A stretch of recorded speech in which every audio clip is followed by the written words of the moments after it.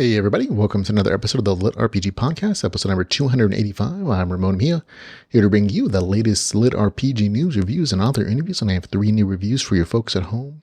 And honestly, it's been a while since we've done an episode of the podcast. Been super busy personally, and I hope you guys are doing well and reading some amazing LitRPG books. I've gotten some nice feedback on several of them from readers and listeners of the show. And I always encourage you guys, if you find something you like that I haven't covered, feel free to drop in a review for us. We might read it on the show, so it's always good to have a breath of good stuff. For me personally, again, been super busy, swamped with finishing the latest book I've been writing, editing, getting it ready to publish, and I'm happy to say it's available. It's available now as The Mechanical Crafter, book number 3. That's right, I write as well as read. I don't usually talk about the writing so much, just because this show is mostly just focused on just reading content, the stuff I'd read normally as a fan, and letting you guys know about it. That's really what this show is. It's a fan-generated content thing. Like, I've been a fan of LitRPG much longer than I'm writing, so, but I got bills to pay. I do. And so I do this for a living now because people like my stories. And this one's out. So if you like this series, if you enjoy a good crafting-oriented story, this one includes action, adventure, magic, industrial setting. And there's actually a conclusion to some nice storylines in the 3rd book in this series. And look at that cover art. It's pretty. The story's as good, I promise. Definitely go check it out. If you just want to support me as a writer, or just you like the show and you want to get back, this is a great way to do so. Go check the book. So there you go. There's my personal plug. Very rarely happens on the show, so we'll move on from there. On the show this week, I have, again, 3 reviews for you folks at home. That's going to include Rorkh, Book 1, a LitRPG series, also Wizard's Tower, and last but not least, The General of Izril, The Wandering Inn, book number 6. And this one, oddly enough, just available as an audiobook, not actually available as an ebook, so that's what I ended up reviewing for you folks. Okay, but before we get into any of that, we're going to go into LitRPG news.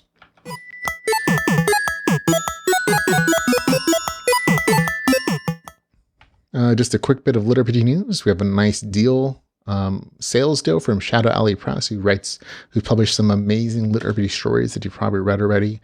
But they have box sets that they've actually compiled together to give you like 3 to 5 books potentially in a series at a discount, so you can enjoy them all at once, and they can put out another product for you guys to enjoy at a discount and help you save some cash. And even now they're doing them on sale just to get people excited about it, get some more reviews into their box set versions of their series. If you've already read the series, nothing really different here. It's just, collected together for folks who haven't had a chance to dive into some of these really great series.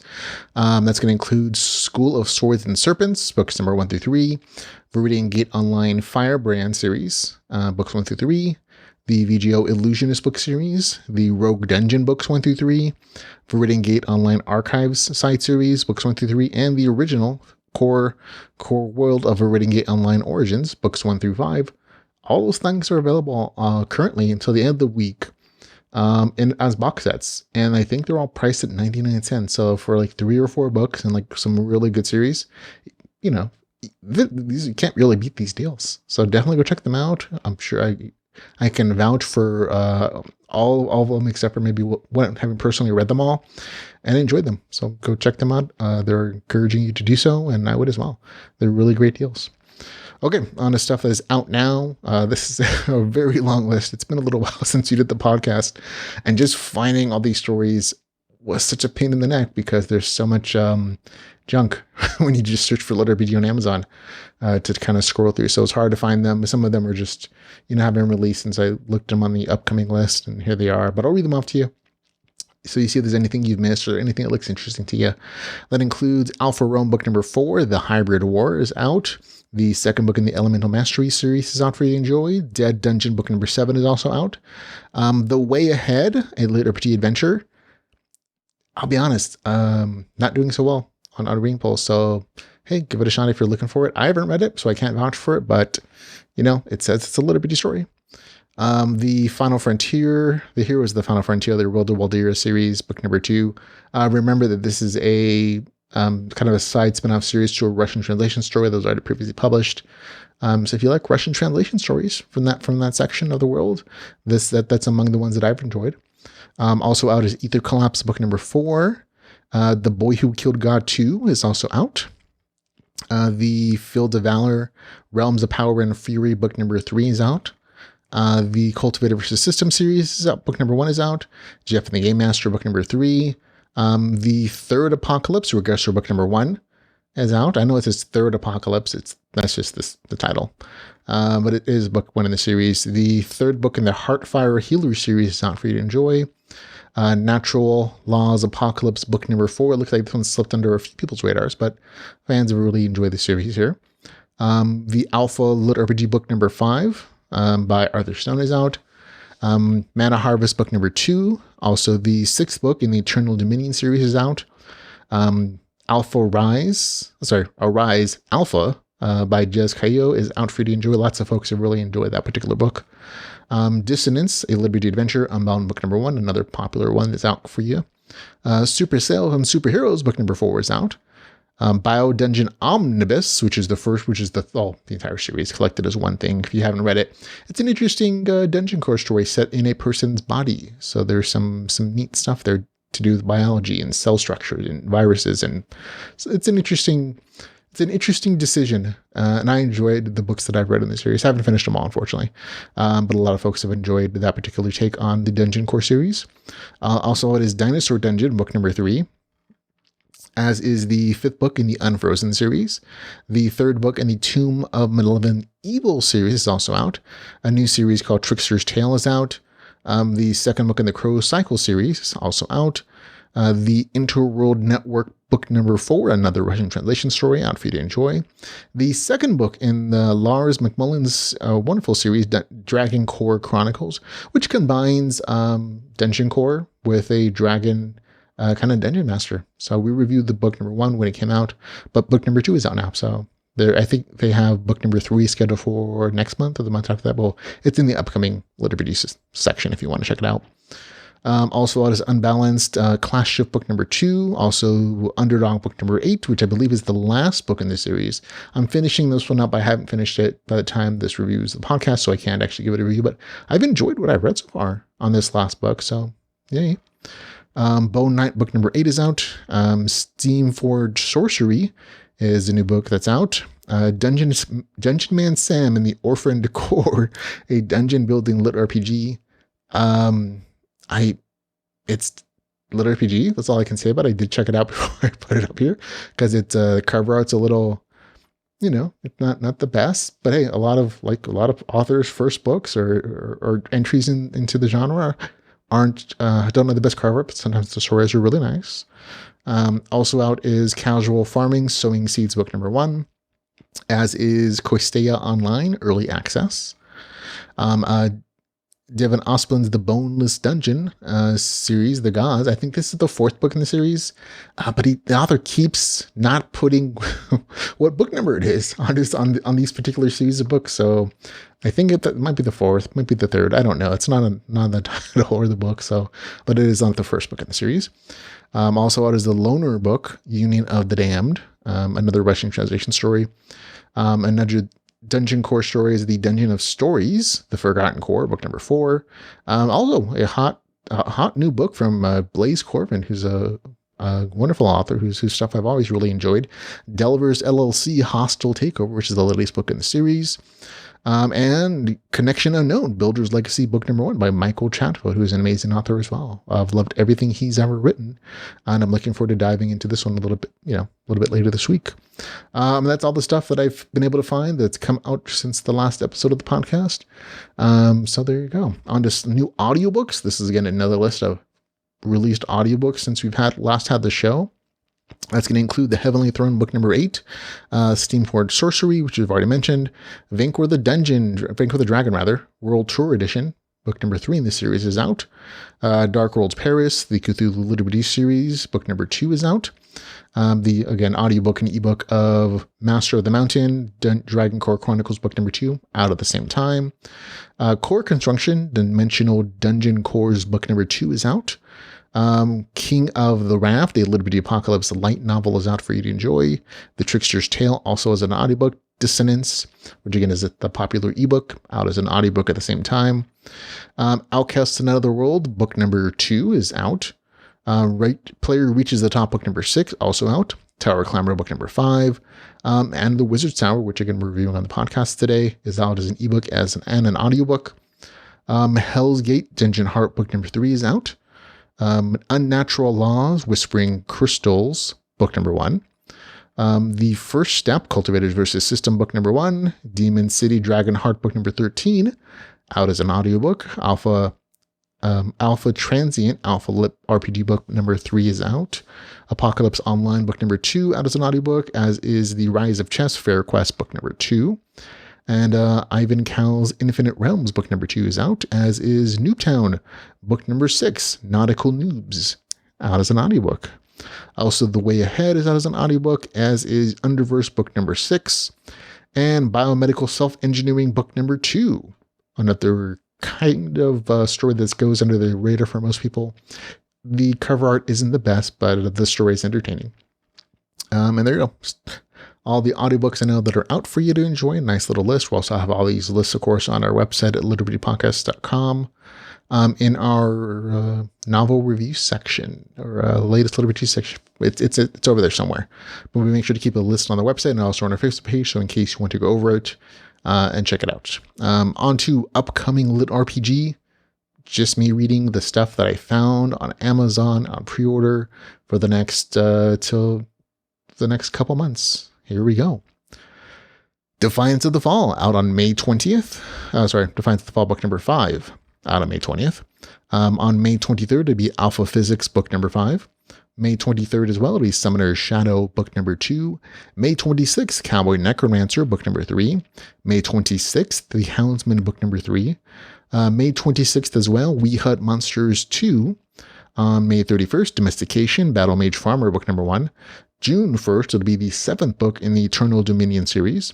June 1st as well, it'll be Condition Evolution, book number 7. June 7th, it'll be Chrysalis. On June 7th, it'll be Stormhaven, Fey Nexus, book number 3. On June 14th, Primal Hunters, book number 2. June 14th, the Titan series, book number 10.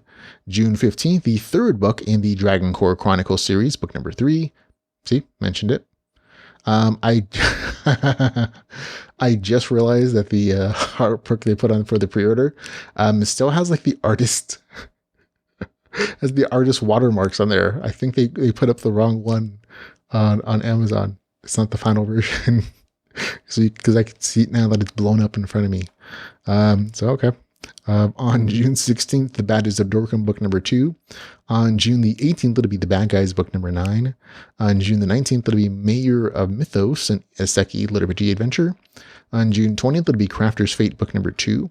On June 21st, Guardians of Astrofall, book number 3. On June 22nd, Unbound, book number 2. June 23rd, it'll be Tokens and Towers, book number 2. On June 27th, it'll be Apocalypse Nights, book number 3. June 28th, The Nexus Games, book number 2. On June 28th, it'll be He Who Fights at Monsters, book number 6. On June 30th, Sentenced to Troll, book number 5. June 30th, it'll be Kairos 2, Legacies of Hades. June 30th, it'll be The Whispering Crystals, book number 4. On July 5th, it'll be Apocalypse Online, book number 4. July 5th, it'll be Arise, Dark Crusader. On July 12th, it'll be The World of Magic, book number 4. On July 18th, In the System, book number 4. July 19th, The Legend of Randomly Ghost Town, book number 3. This one actually shifted from May to, a June book release to a July book release. This happens sometimes. Books just get pushed back because manuscripts aren't ready. So if you thought it was coming out earlier, it was scheduled, but it's moved to July 19th. On July 25th, it'll be Reality Benders, book number 9. Apocalypse Unleashed, which is a new series, out on July 26th. Cultivator versus System, book number 2, July 26th as well. July 30th, it'll be Third Apocalypse, Volume 2 will be out. And that's it. That's everything I know for the next couple months for May, June, and July that I was able to find on pre-order on Amazon by searching and scrolling through all the many listings that they have there to find out the actual LitRPG books that I could. So thanks for hanging out, listening to me read those lists on to new releases and reviews.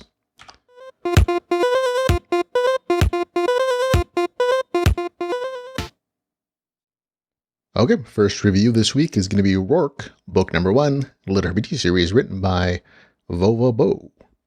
I think. I'm sure. I think that's how they said that on the cover art, anyways.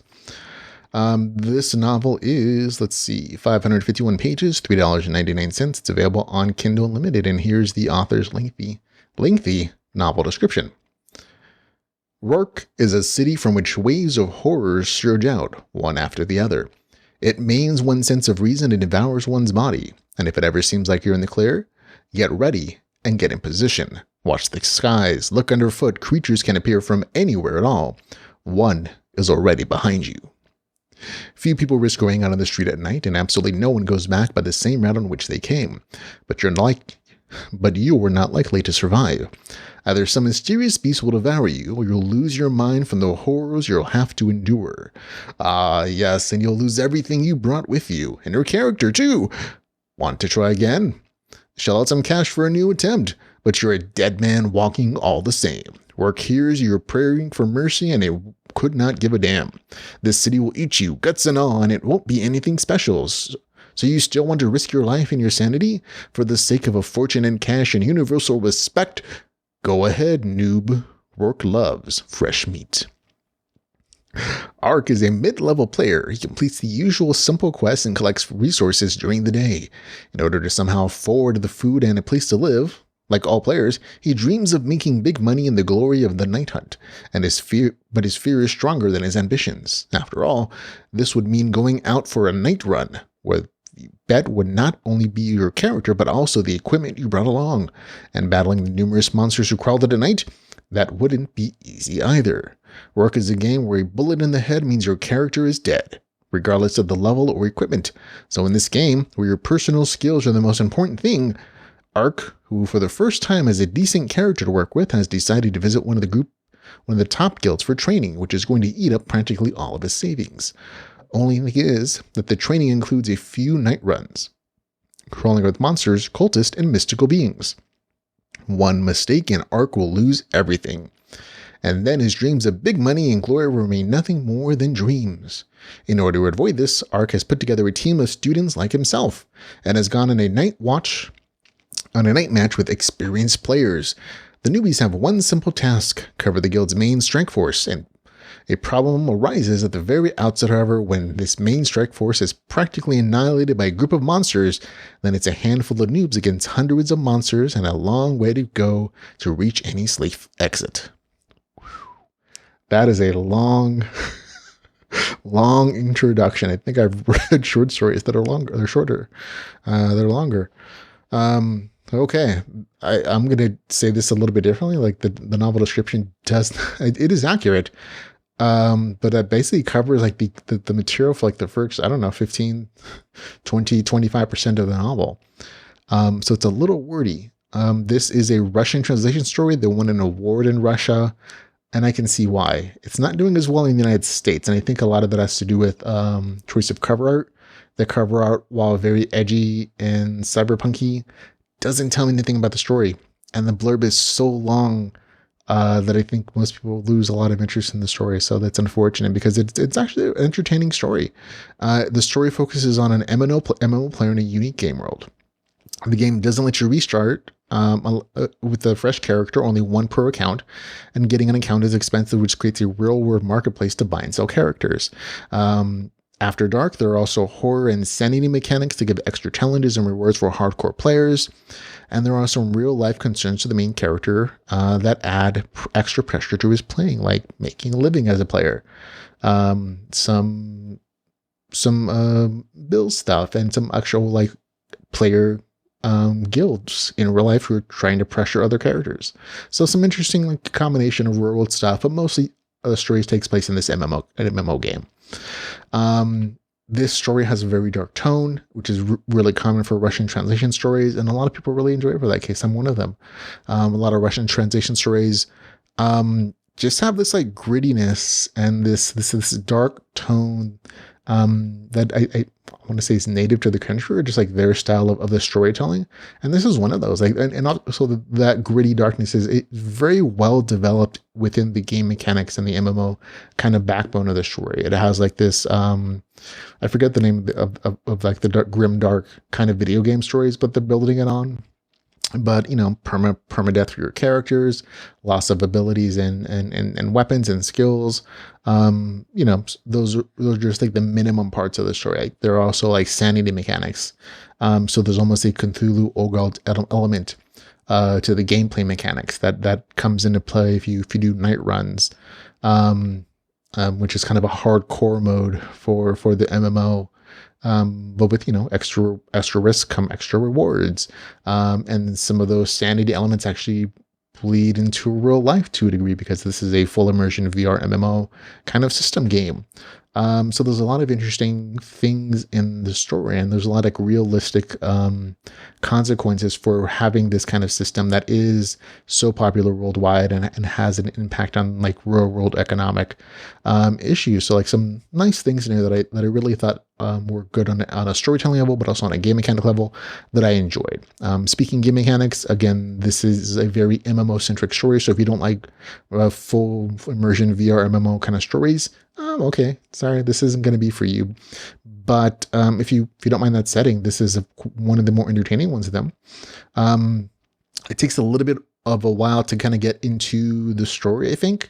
So if you're just reading the novel sample, it probably takes longer than that 10%. Like, you really don't get into like a good pacing in the story until the main character actually gets his character that he uses for most of the story. The beginning of the story has him getting in trouble and losing his initial character that he has set up, as a way of kind of describing the fundamental game mechanics of the story, the action adventure stuff, the night raid versus sanity elements, and player versus player stuff versus player versus environment kind of things. A lot of it's set up in that first like 15-20% just to kind of flesh out the mechanics of the story and its relationship to the real world and all these other elements.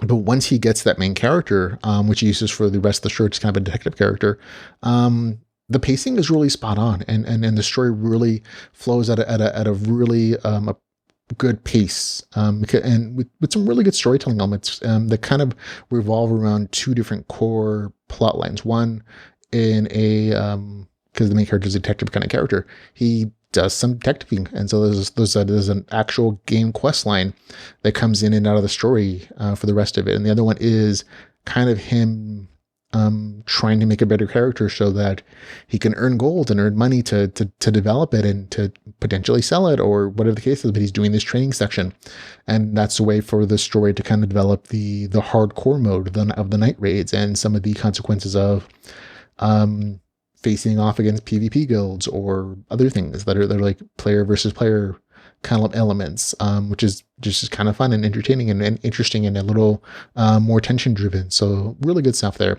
But on the game mechanic side of things, you get all your normal stuff in the MMO. You see character sheets, quest notifications, item descriptions, sanity horror elements, which I thought was really well implemented in the story, synergies for characters. I actually thought this was a really interesting aspect of the story. Each character that you get has personality traits. So things like smoking or drinking, or maybe they're super, religious or whatever the case is. And so as you're playing the character, if you don't roleplay appropriately, you'll suffer penalties. And if you roleplay appropriately to the character's personality traits that are rolled almost at random, then you get bonuses. You get synergy bonuses. So it was really an interesting way on a mechanic level of forcing the main character to choose between an expedient response that he's making as on a metagamer level, or choosing to solve a situation as his character would, which are potentially going to get him extra bonuses, extra experience, or just like synergy with his weapons. So he shoots and acts, on a mechanic level, his weapons work better, or he gets extra bonuses. So it was an interesting additional aspect of the story. I thought it was like a really interesting implementation of that kind of mechanic as well. And as far as the story goes, there's tons of good theory crafting for character builds, explanations for the custom rules of the MMO, and even going into the way group balancing works with these different character builds and these different class skills and abilities and weapons. So there's lots of really nice kind of theory development stuff if you're into that kind of thing like I am. So I enjoyed it as well. So all kinds of really interesting things in the story, and it's entertaining.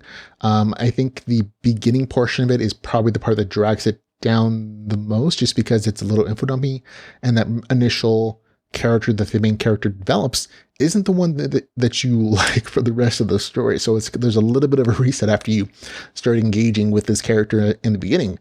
But again, that's just an element of the story. Once you get into that main character that he uses in the MMO, it really flows a lot better, at least to me, at least. So for me, I had a good time with it. But again, I also like MMO stuff. I like theory building. I like the old god type of horror aspects that are introduced in the story a little bit here and there. And I had a good time with it. Gets a score of 7.6 out of 10 for me. Again, loses just a little bit because of the slower, little bit slightly info dumpy beginning of the story. I understand why it has to exist so that you can enjoy the rest of the story with a little more free-flowed enjoyment, but it does drag a little bit at the start. Again, that's Rorkh, book number 1, a LitRPG series with a score of 7.6 out of 10. And again, it's a little underappreciated at the moment, so go give it some love if you're looking for something a little bit interesting, a little bit different to read. Okay, next review for the week is going to be Wizard's Tower, a LitRPG adventure written by Gregory Allenther. It is 400 pages. It is $3.99. It's available on Kindle Unlimited, and here's the author's description. The humans call me Neiman Fargus. They call me wizard, an elementalist, and enchanter. They call me teacher. They call me adventurer. But I don't care. Not anymore. For more than 150 years, I've served the kingdom of Sina, through 4 kings and a queen. 2 wars and a rebellion. I founded and taught at a magic school. I fought against beast waves and dungeon breaks. But now the one close friend I had has passed, so I'm done with their politics and their economics. The short and busy lives of humans are more burden than benefit on the weary soul of this half-elf. Now I'm looking for a refuge, a place that can well and truly be my own. Away from the growing cities and the bustling markets, away from the pointless wars, away from the eager students and the arrogant adventurers. I'm seeking the peaceful life of a wizard in his tower, studying magic to advance my spellcraft. We'll see if that happens. Okay, pretty good. I've also been practicing some of my narration voices. I'm like, oh, this might be a nice place to test these things out. This is a serial story that has made its way to Amazon, and it follows Neiman Fargus as he quits his adventuring and goes to establish his very own wizard's tower, dealing with apprentices, kingdoms, and country politics, sly machinations and nobility, and his own history as someone that had lived for several hundred years due to his half-elf nature. There's some pretty decent fights, but the story lacks a lot of the RPG progression I was hoping for. And again, a lot of this has to do with the fact that it is a serial story, so it's serial stories and slice life stories in particular are developed a little bit differently. You're just generally following a main character as he goes and does stuff. And that's definitely what this is. There's no like 3-arc structure. There's no thing like, oh, he's saving the world from a particular thing. And a lot of I think this first book ends up being is set up for a longer series. But this is a much longer series online, so you can always check it out there. But this is just like the first kind of arc to get him into the Wizard's Tower and set up for a lot of the political conflicts and monster potential conflicts that may be threatening the larger world as a landscape. But that's what the story is at its core, I think, at least for me. I haven't read the longer series online, so I can't speak to what's coming in the future. I'm only guessing at this point. But it feels like it's a lot of setup. There's a lot of world building. There's a lot of character backstory. There's a lot of characters that are introduced for the main character who's interacting with, either on a political level or as apprentices or helpers or whatever the case is. And he does have these little arc adventures, which is, again, very much in line with what a serial story does. Has these little mini adventures as you follow him along and he's doing stuff, and they're like interesting. But that's what it is. There's no huge, a super engaging arc for me, at least, that would punch it up to just simply enjoyable. I like this life-size story, so it wasn't anything that's negative in this state, but I always like to regulate a reader's expectations. Like, this is very much could be called Wizard's Tower, the setup for future stories, because that's what a lot of stuff happens here. For me, the lack of RPG progression on the half of the main character is probably the biggest drawback for me. Not that there isn't any progression.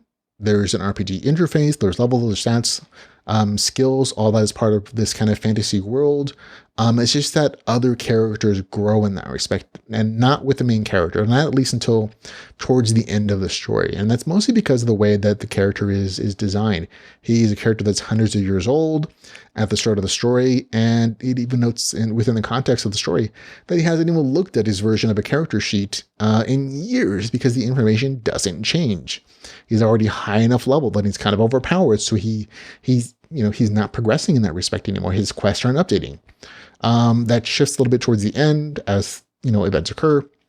But for like most of the story, he's not doing any RPG progression. All the RPG progression is happening on from his apprentices or from other characters in the story. And he's kind of like talking about, oh, you might think about developing your magical abilities in this respect, or he's teaching them spells and magical theory. There's a little meta, not gaming, but meta theorizing about why this system exists in this world in the first place, and the history of when it came about according to like myths and legends, and all that stuff exists in the story. So it's like there's no progression, no game mechanic stuff happening. Again, it's just happening more with other people. You see them progressing. I would have loved to see, my main character grow level or get some new abilities and powers. The only way that this kind of happens in relation to the main character is the fact when he actually establishes his wizard's tower and he's able to do some base building and some potential dungeon building. But even then, that's sort of a lesser part of the story in this book. It may be something that's developed a lot more in future books, and which is why I always say like, oh, this is kind of a setup book for a longer series potentially, because those mechanics are set up and there is some dungeon diving and monster fighting and all that. There's pretty semi-regular action in the story, but again, it all sets up things that I think are meant to happen in the future, meant to be developed more and resolved in future books potentially. Overall, again, it's an entertaining story, very slice of life, just due to its serial nature. Which is not a bad thing. Again, I like the kind of story. I was entertained enough that I didn't regret reading it. But at the same time, several times when I was reading it, I wondered like, where is this story going? And I'm like, oh, this doesn't have the big arcs that I was expecting. And a lot of it is just set up for potential future plot lines in other books. So again, if you reading okay with that nature, I think you'll really enjoy the story. And lots of folks have really liked it. Go look at the reviews and the ratings, like the relatively positive, setup here. So if you're okay with that nature of the story, I definitely encourage you as a read. I had a good time with it. I'm giving it a 7.3 out of 10. It lost a little bit from me just because of like, I kept expecting the story to go a place. And it took me a little while to realize, okay, this is just a serial. He's going to do some stuff. There are little plot arcs, but there's no like major things, and a lot of the story is set up. So it took me a little while to adjust my thinking. But because I didn't realize it from the start, I kind of lost some enjoyment adjusting my expectations. I don't want that to happen to you. So go into it knowing what it is. And I think it always sets up a better experience if you have a reasonable expectation of what you expect from a story. So for me, again, that's going to get a 7.3 out of 10. That's Wizard's Tower, a LitRPG adventure. I enjoyed it. Just slightly lowered my enjoyment a little bit because of some story aspects, but still an enjoyable story. There you go. Last review for the week is going to be The General of Izril, The Wandering In, book number 6, written by Pirate Abba, and because it's the audiobook version and is out only, it's also read by Andrea Parsnow. It is 34 hours. It is 1 credit, or $51.99 as of this recording. And this is the audiobook version only, so there is no ebook out at the same time. And it's really weird for me to have that happen. Usually it's the other way around when the ebook comes out first, or simultaneously. It's very rare that the audiobook is only out and the ebook has not been published, because authors make more money generally from their ebooks.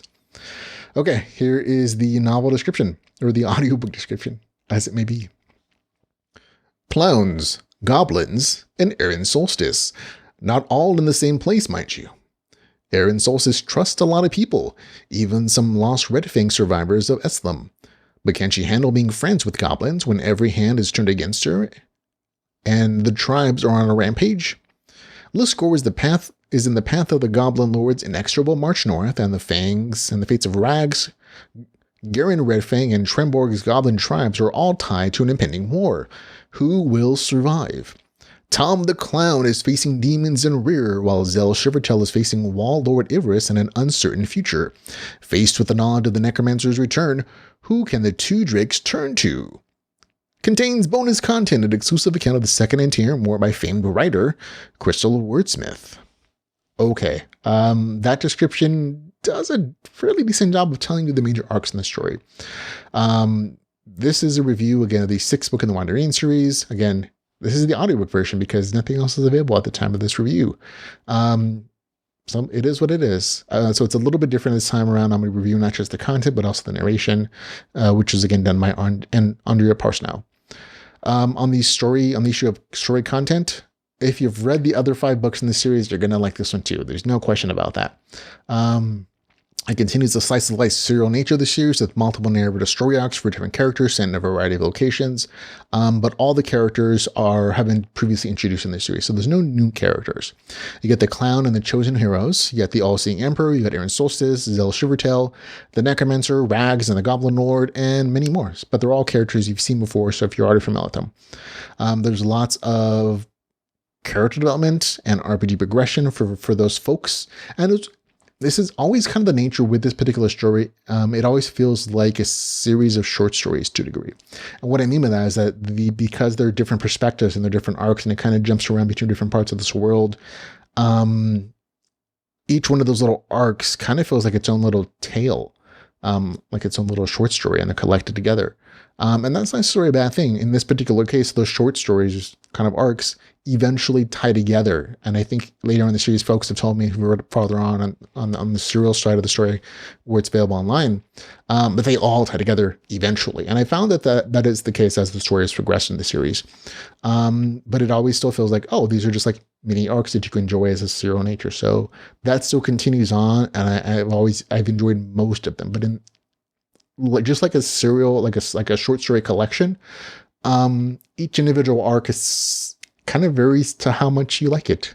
For me, I enjoyed most of the arcs. I enjoyed most of the characters that the author introduced and develops, but I just can't like all of them. I don't like some of them. For me, the Clown one, and those Chosen Heroes, when they're outside of the war, especially in this book, I just didn't care for it. I didn't, and I can't help it. I don't like the Clown. I don't like that arc. I like elements of it. Like some of it was really cool. And maybe it's because the narrator does such a good job of making the Clown and his I want to say schizophrenic or multiple personality kind of voice in his head so creepy. That it just really rubbed me wrong.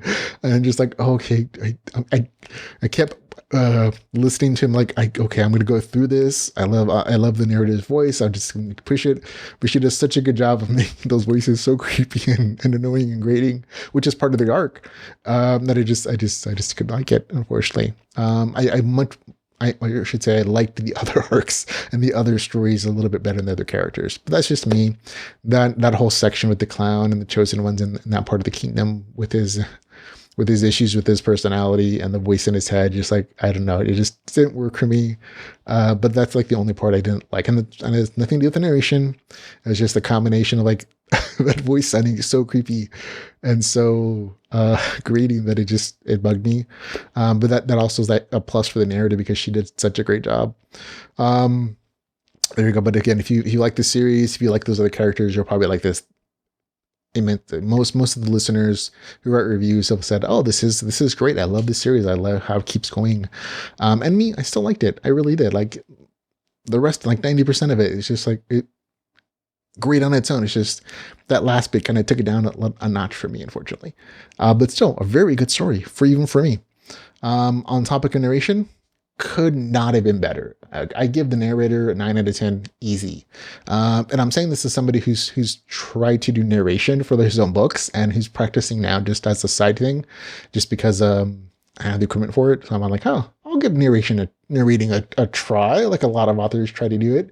And once I started doing it, I was like, oh man, this is tough. Like it's hard to get consistent voices and have a variety of voices and to emote, and I'm like, I found a lot of like interesting challenges for me to like work on, but at the same time, working on it makes me appreciate just how amazing this narrator is. And Andrea is just like top-notch performer. Like she really is. She has a plethora of voices. She does male voices, female voices, character voices. She's a huge range of tones and pieces, and she emotes so well.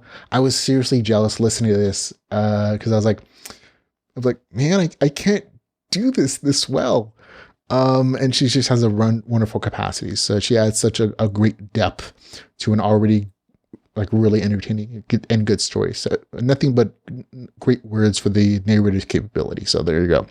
Overall, the audiobook is a great addition for me, and I think any fan of the series is going to enjoy it as well. So definitely go check it out. I give it a score of 7.8 out of 10. Nearly great. If it wasn't for that one arc with the clown, it would probably be great for me. But for me, it's still really good. I had a really good time listening to it. I keep saying reading, like that's how I normally consume this series. But I listened to it as an audiobook because it's out. And again, great amount of credit per read.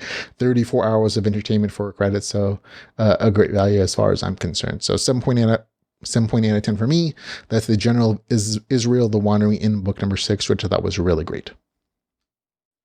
Okay, that's it. This show is done. Thank you very much for listening, for watching. Remember, you can follow us on Facebook, Twitter, YouTube, Patreon, our website at litrpgpodcast.com. You can also just listen to the audiobook if you want to download it from Spotify or Audible directly, or any place you get your podcasting apps. You can find the LitRPG podcast there, of course. You also have links in the show notes for Facebook groups where you can chat with your favorite authors who frequent. Usually if you leave a message for them or ask a question, they'll be more than happy to chat with you. Or we can ask for recommendations there. There's always a lot of people who are willing to share their recommendations, just like me, on these particular pages. And of course, if you enjoyed the podcast and want to help support us this week, you can do so by checking out this book. The Mechanical Crafter 3 is available for you. And if you've already read it, thank you. Thank you so much. Thank you. I hope you like it. If you do like it, please do me a solid, leave a review on Amazon, because those reviews genuinely matter. Like they really do on the algorithms that Amazon uses to promote a book, or an author rankings, to kind of push it to other people. Those reviews really do matter a lot. So please, if you enjoyed it, take the time to just, even if it's a couple words, to say, I thought this was the best book ever, or it was really cool, except for whatever it is. I appreciate it. So it's a great way to show that you like a book, to just like review, and it really helps an indie publisher, self-publishing author like myself, and it helps other readers find a story that you enjoy. So thank you. But that's it for the show. Thank you very much for hanging out with me this week. And remember, until we can read, until we can hang out again, remember to go read some LitRPG. Goodbye, everybody.